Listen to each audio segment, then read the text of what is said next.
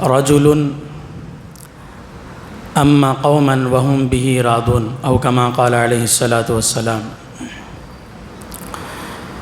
قابل احترام علماء کرام و ائمہ اعظام، اسلام قبول کرنے کے بعد ایک مومن کے لیے سب سے بڑی اور اہم ذمہ داری، ایک مومن کے لیے سب سے اہم جو فریضہ لازم ہوتا ہے وہ نماز ہے۔ آپ حضرات بخوبی جانتے ہیں کہ نماز دین کا ایک بنیادی ستون ہے، نماز بندگی کی جان ہے، نماز ایک ایسی عبادت ہے کہ رب کی فرمانبرداری کی پہچان اس سے ہوتی ہے۔ ایسے اہم فریضے کے سلسلے میں جو بندہ نماز میں رب اور بندوں کے درمیان ترجمان ہوتا ہے وہ امام کہلاتا ہے۔ بہت سارے ائمہ حضرات امامت کی عظمت کو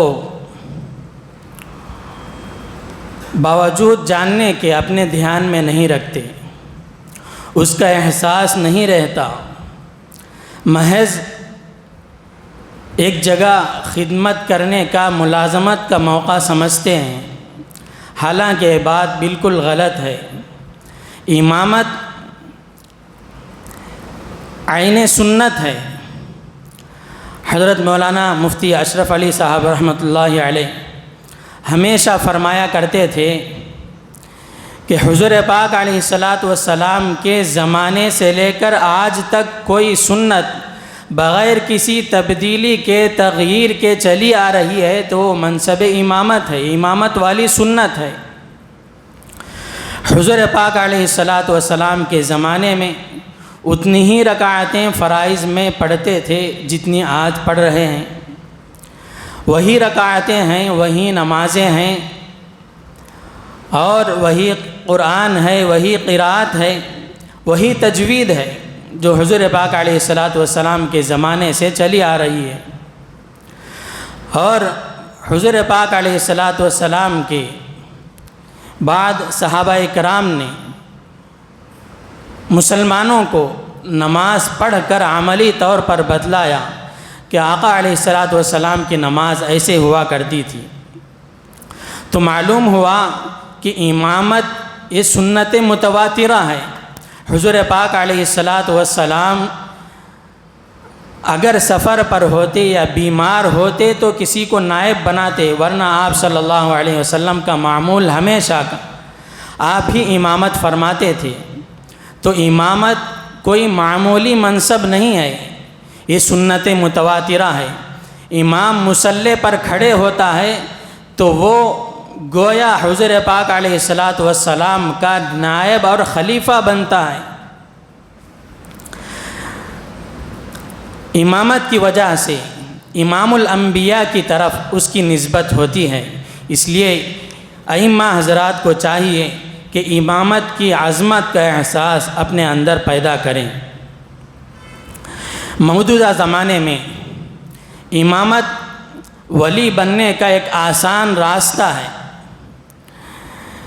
امامت اس کے ذریعے سے امام سلوک کے راستے آسانی سے طے کر سکتا ہے۔ آپ حضرات بارہا سنے ہیں اور اپنے بیانات میں بیان بھی کرتے ہیں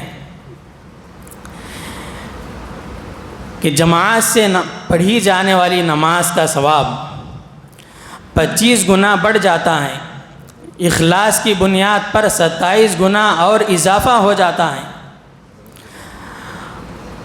جب امام مصلی پر کھڑے ہو کر قوم کی امامت کرتا ہے تو پچھلے جتنے مقتدی اس کے ہوتے ہیں ان کی نمازوں کے برابر اس کو ثواب ملتا ہے۔ مثال کے طور پر اگر 25 مقتدی ہیں اور جماعت سے پڑھی جانے والی نماز کا ثواب 25 گنا بڑھ جاتا ہے، کم از کم اسی کو لے لیں تو ایک نماز کا ثواب 100 کو 25 سے ضرب دیں گے تو ایک نماز کا ثواب 2500 ہو جاتا ہے۔ تو امام ایک نماز میں مصلیوں کی، مقتدیوں کی، قوم کی امامت کرتا ہے تو اس کو صرف ایک نماز کے پڑھانے پر 2500 نمازوں کے برابر ثواب اس کو ملتا ہے۔ دن میں 5 وقت کی نمازوں کی امامت کرتا ہے تو اس اعتبار سے 12500 نمازوں کے برابر ثواب امام کو ملتا ہے، امامت کی وجہ سے مل رہا ہے۔ اس لیے ائمہ حضرات کو امامت کی عظمت کا احساس اپنے اندر پیدا کرنا چاہیے۔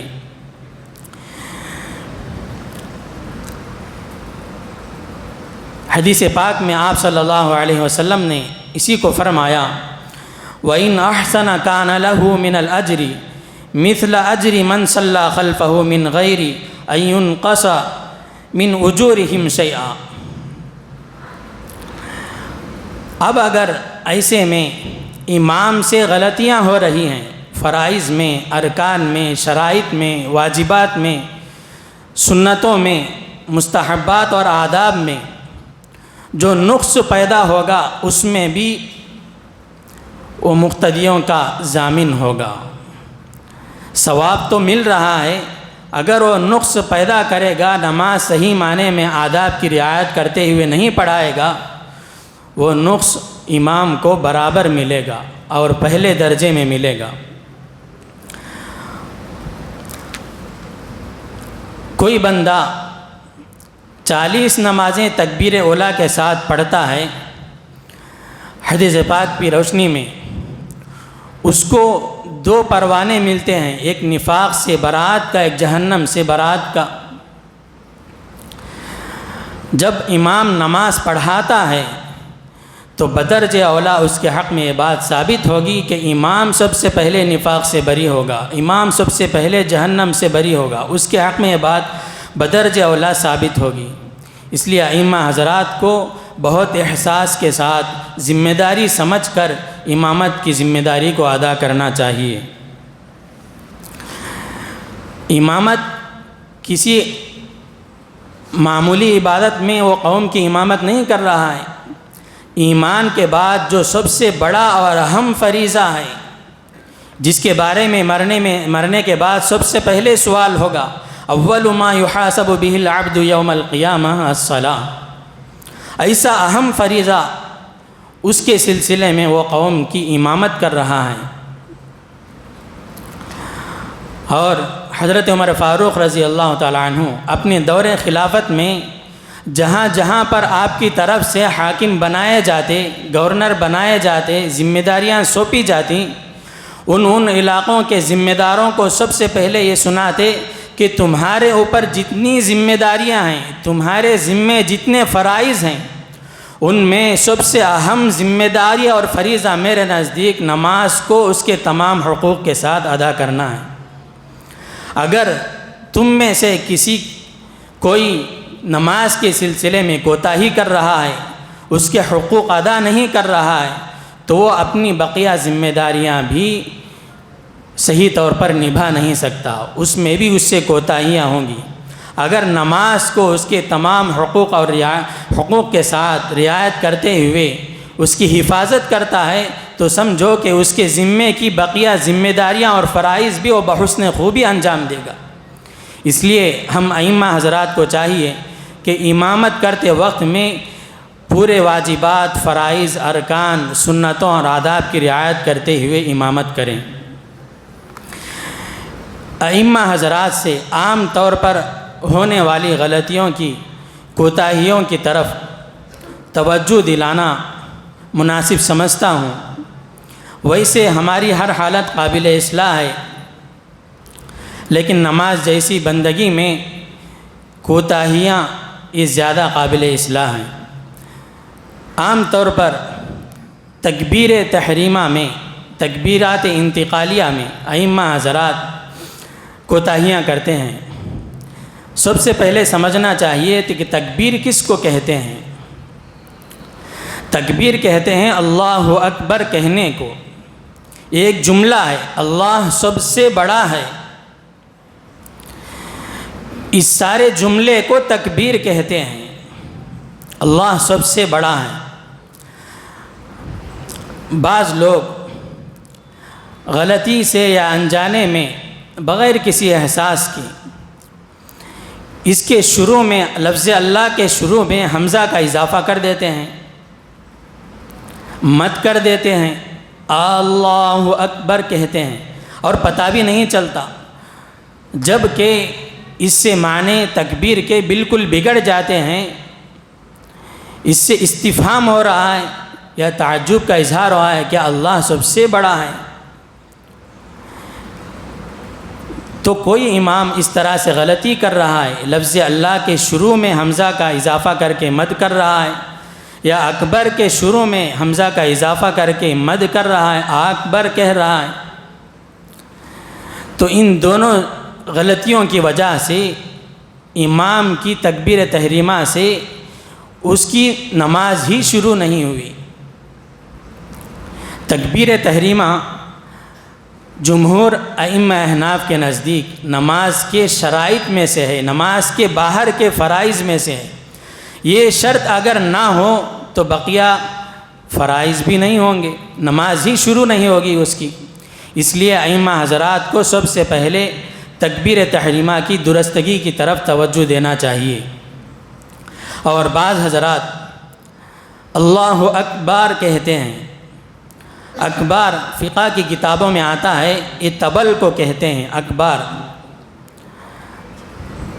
اور بعض لوگوں نے کہا کہ شیطان کے ناموں میں سے ایک نام ہے اکبر۔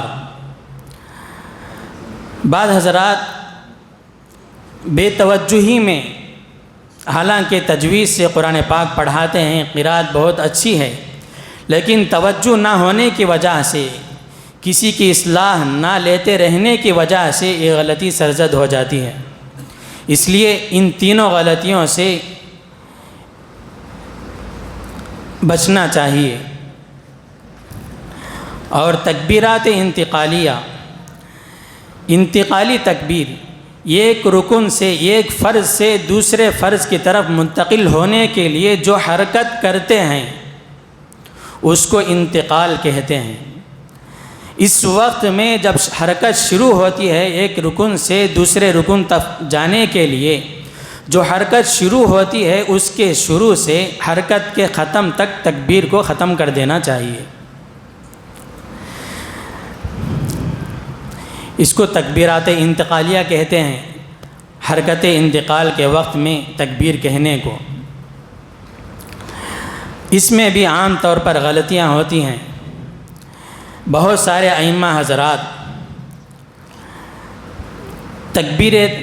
تکبیرات کے ساتھ حرکت انتقال شروع کر دیتے ہیں، جیسے ہی رکن کی طرف منتقل ہوتے ہیں اسی وقت میں تکبیر بھی کہتے ہیں۔ لیکن بعض ائمہ حضرات رکوع میں چلے جانے کے بعد تکبیر کہتے ہیں، اور بعض ائمہ حضرات رکوع میں جانے سے پہلے تکبیر پوری کہہ کر رکوع میں جاتے ہیں۔ یہ دونوں باتیں قابل توجہ ہیں، قابل اصلاح ہیں۔ اگر کوئی بندہ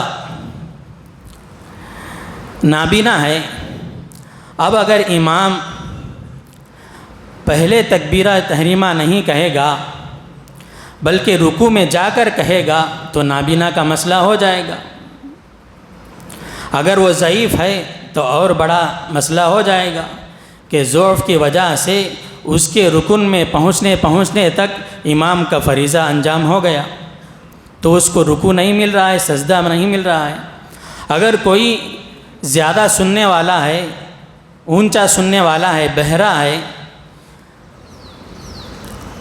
کوئی امام رکوع میں چلے جانے کے بعد تکبیر کہتا ہے تو اس کا بھی مسئلہ ہو جائے گا۔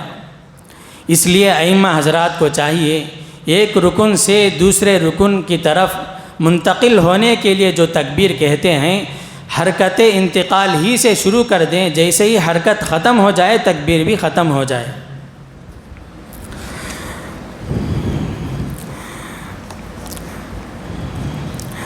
اور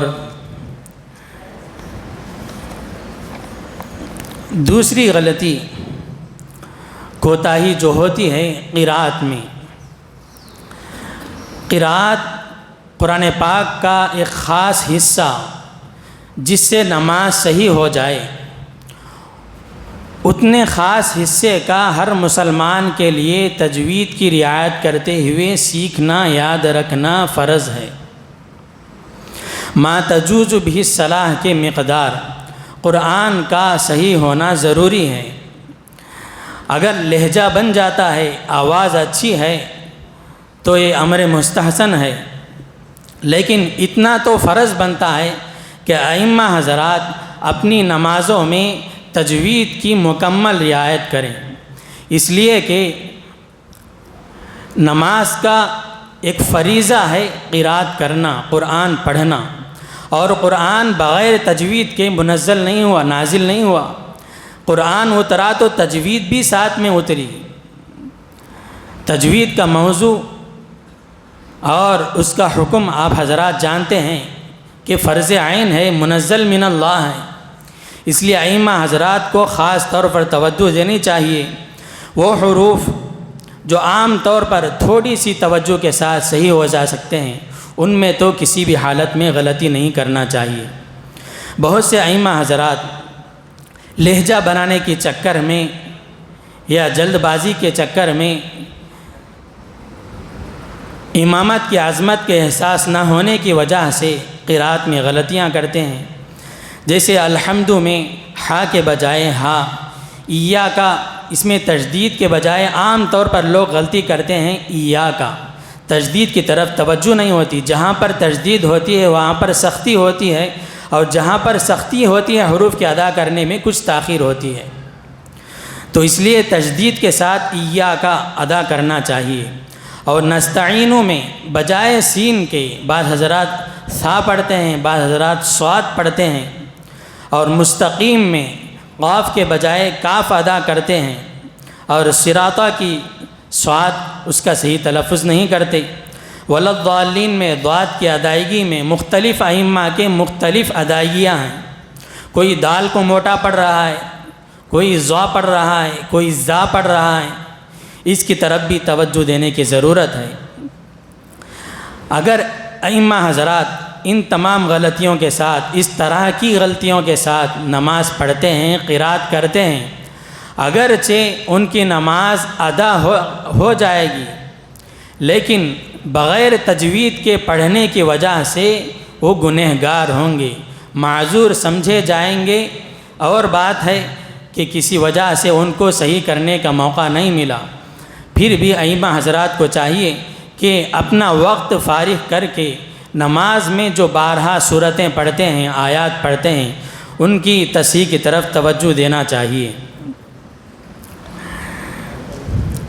بعض ائمہ حضرات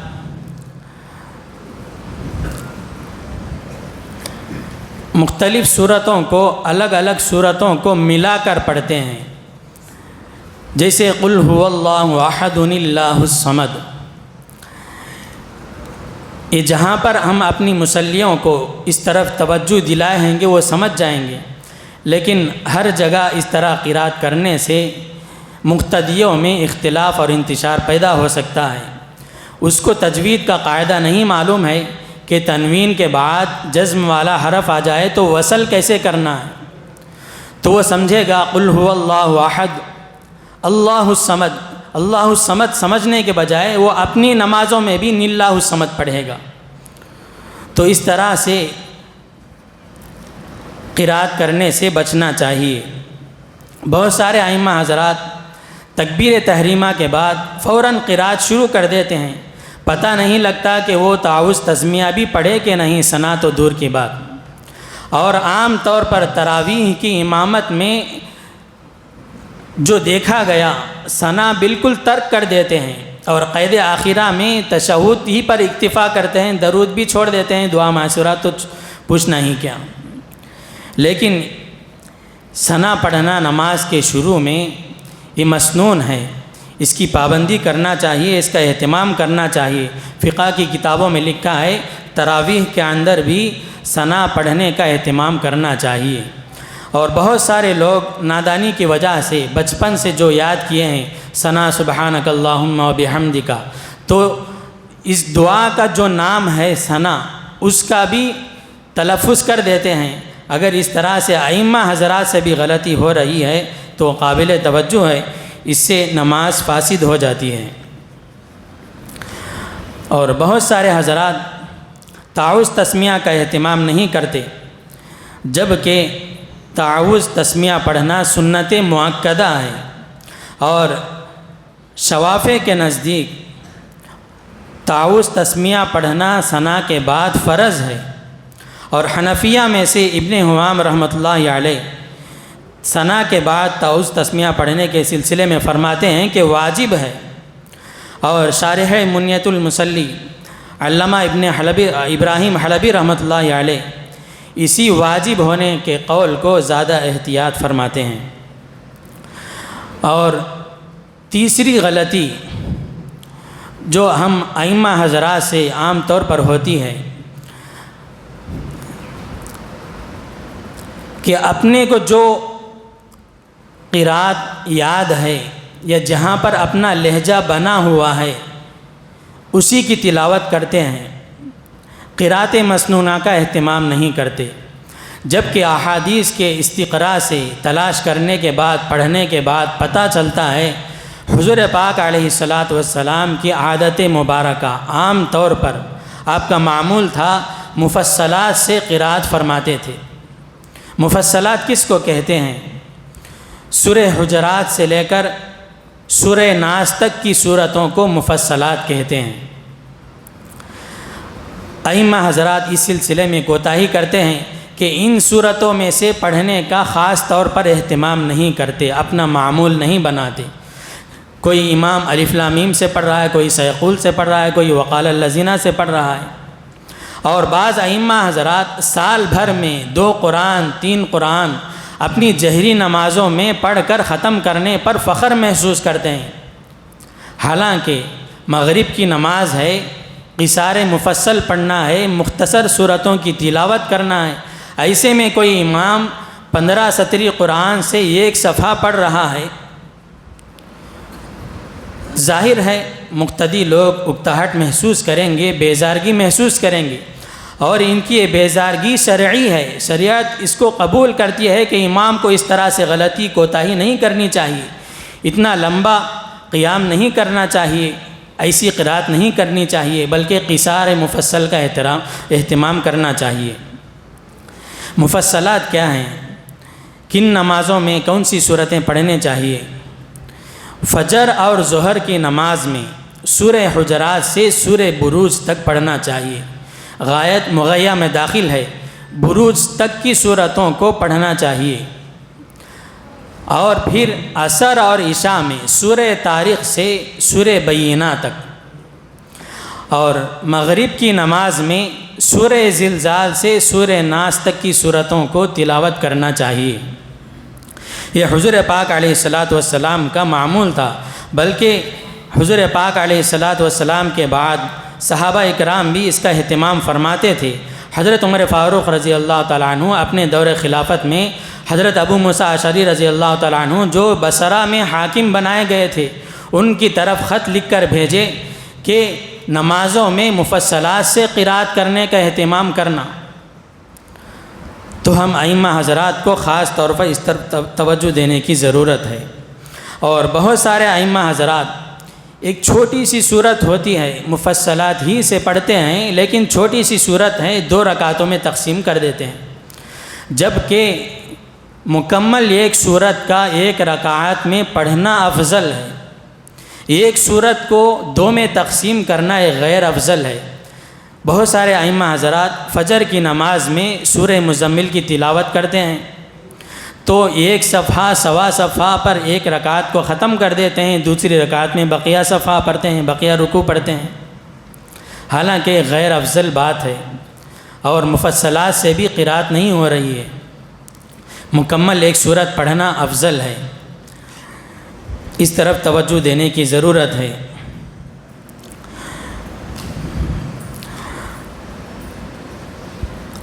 خاص طور پر نماز میں جو قرآن پاک ہم پڑھ رہے ہیں ان میں حروف کی ادائیگی کے ساتھ وقف کی، وقوف کی رعایت بھی کرنا چاہیے۔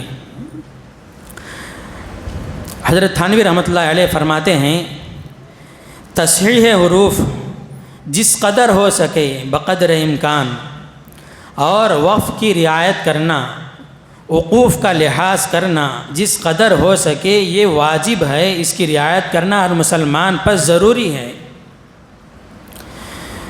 تو بہت سارے ائمہ حضرات حروف نفی پر وقف کر دیتے ہیں، جیسے لا تقنطوا من رحمت اللہ، تلاوت کرتے ہوئے پچھلے سے آیت پڑھتے ہوئے لا تقنطوا پر وقف کر دیے، یا لا پر وقف کر دیتے ہیں پھر تقنطوا سے ملاتے ہیں، یہ دونوں باتیں درست نہیں ہیں۔ لا تقنطوا پر وقف ہو گیا تو صحیح ہے، لیکن پھر وصل کرنا ہے، وقف کرنے کے بعد پھر وصل کرنا ہے تو تقنطوا سے وصل نہیں ہو سکتا، لا تقنطوا سے ملا کر پڑھنا چاہیے۔ بعض حضرات لم پر وقف کر دیتے ہیں، بعض حضرات لن پر وقف کرتے ہیں، یہ سب باتیں غیر درست ہیں، ان پر وقف کرنا صحیح نہیں ہے۔ اگر وقف کرنا ہی ہے تو پورے فعل پر وقف کرنا چاہیے، پھر اسی پورے مکمل فعل سے اپنی قرات کی ابتدا کرنا چاہیے۔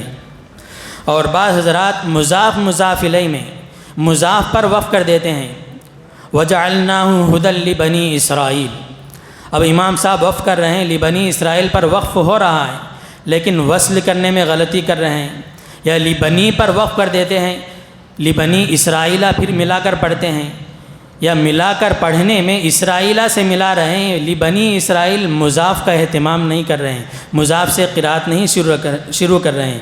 جبکہ ترتیل کے اندر حضرت علی رضی اللہ تعالیٰ عنہ فرماتے ہیں الترتیل معرفت الوقوف و تصحیح الحروف، ترتیل کہتے ہیں کہ وقوف کی پہچان بھی ہو اور حروف کی تصحیح اور صحت بھی ہو، ان دونوں باتوں کا اپنی قرات میں لحاظ کرنا ضروری ہے۔ اور چوتھی بات کہ تعدیل ارکان کا عام طور پر ائمہ حضرات اس سلسلے میں لحاظ نہیں کرتے، بہت ساری گڑبڑیاں ہو جاتی ہیں۔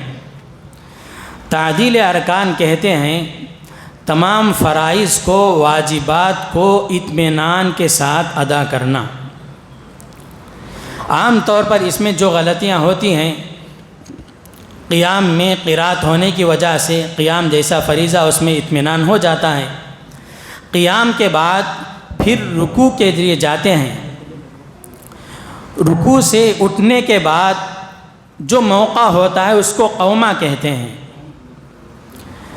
اس میں تعدیل ارکان کی رعایت نہیں ہوتی، اطمینان حاصل نہیں کرتے، اور پھر دو سجدوں کے درمیان جو بیٹھتے ہیں اس کو جلسہ کہتے ہیں، اس جلسے میں بھی اطمینان کا لحاظ نہیں کرتے، جبکہ رکوع کرنا فرض ہے، سجدہ کرنا نماز کے فرائضات میں سے ہے، اس میں تو سنت پر عمل چلا آ رہا ہونے کی وجہ سے عام طور پر غلطی نہیں ہوتی کہ 3 مرتبہ سبحان ربی العظیم پڑھتے ہیں، سنت پر عمل کرنے کی برکت سے رکوع ایک حق تک ادا ہو جاتا ہے، واجب طریقے سے، فرض کے طریقے سے ادا ہو جاتا ہے، لیکن قومہ میں عام طور پر غلطی باقی رہتی ہے کہ رکوع سے اٹھتے ہیں تو رکوع سے اٹھتے وقت میں سمع اللہ لمن حمیدہ تسمیع کہنا چاہیے، اور پھر یہ اس حرکت انتقال جو رکوع سے قومہ کی طرف آ رہے ہیں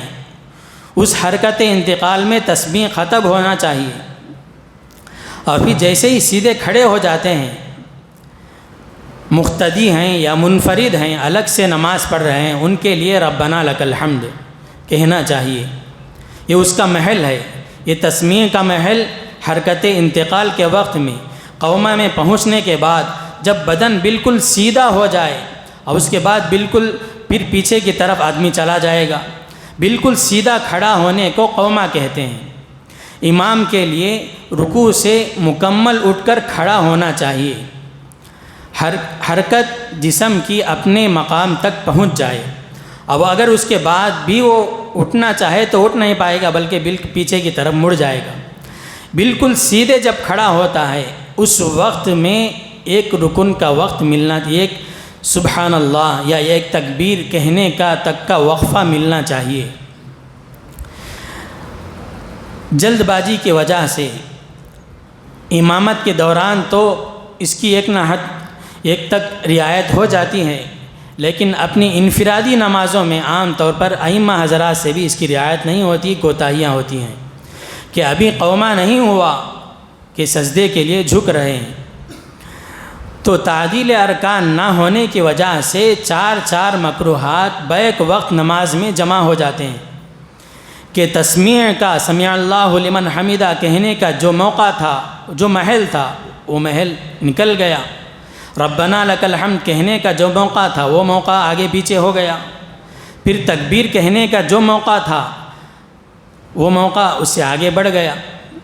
تو سنتوں کی رعایت نہ ہونے کی وجہ سے، تعدیل ارکان اور اطمینان کا اہتمام نہ ہونے کی وجہ سے نماز میں بہت ساری مکروہات جمع ہو جاتے ہیں۔ مکروہات کے اوپر مسلسل عمل کرتے رہنا یہ گناہ کی بات ہے۔ امام ایک فضیلت والی عبادت، اہم عبادت میں لوگوں کی امامت کر رہا ہے، ایسے میں اس سے جانے میں یا انجانے میں ایسی کوتاہی ہو رہی ہے جو شریعت کی نظر میں گناہ ہے، تو امام کے لیے یہ زیبا نہیں ہے۔ آپ علیہ الصلاۃ والسلام نے فرمایا، ان سرکم، اگر تمہیں مسرت ہو کہ تمہاری نمازیں، ان تقبل صلاتکم، کہ تمہاری نمازیں مقبول ہوں، تو تمہیں چاہیے کہ تمہارے امام بھلے ہوں، تو بھلے لوگوں کی تمہیں اقتداء کرنی چاہیے۔ ایک متقی صاحب شریعت سنتوں کی پاسداری کرنے والے کی امامت کا ثواب مقتدیوں کی نماز پڑھ بھی ہوتا ہے۔ اگر امام کے اندر فسق ہے نماز کے باہر والے باتوں میں، یا نماز کے اندر کی کوتاہیوں کی وجہ سے، یہ بھی تو فسق ہے، تو فاسق کی امامت میں مقتدیوں کو وہ نماز کا ثواب اتنا نہیں ملے گا۔ اس لیے ہم ائمہ حضرات کو چاہیے کہ ہم اپنی نماز کے ظاہر کو بھی بنائیں اور باطن کا بھی لحاظ کریں۔ عام طور پر جہری نمازوں میں ائمہ حضرات قرأت قرآن کی جہری قرأت کی وجہ سے اہتمام سے نماز سکون کے ساتھ پڑھتے ہیں، لیکن وہی ائمہ حضرات جب سری نماز پڑھاتے ہیں تو پتہ چلتا ہے کہ مغرب کی نماز پڑھا رہے ہیں بالکل تیزی کے ساتھ۔ ابھی تکبیر تحریمہ شروع ہوئی، ابھی رکوع میں چلے گئے، مقتدی بھاگتے ہوئے وضو کرتے ہوئے آتے ہیں کہ کہیں گر نہ جائیں، بالکل جلد بازی کے ساتھ سری نمازیں پڑھتے ہیں۔ اور ایسے ہی اپنی جماعت سے پڑھی جانے والی نمازوں میں جماعت کی وجہ سے تو اس میں ایک حد تک اطمینان سے پڑھتے ہیں، لیکن انفراداً جب نماز پڑھتے ہیں بہت ساری جلد بازی ہوتی ہیں، اور جب جلد بازیاں نماز میں آ جاتی ہیں تو خشوع و خضوع ختم ہو جاتا ہے، سنتوں کی بلکہ فرائض اور واجبات تک کی بھی رعایت نہیں ہوتی۔ اللہ سے دعا ہے کہ اللہ تبارک و تعالی ہم سبھی لوگوں کو تمام جہری اور سری نمازوں میں اور اپنی خلوت کی، اپنی جلوت کی نمازوں میں ایک اطمینان سے سنت کے مطابق اہتمام کرنے کی توفیق عطا فرمائے۔ وآخر دعوانا الحمد للہ رب العالمین۔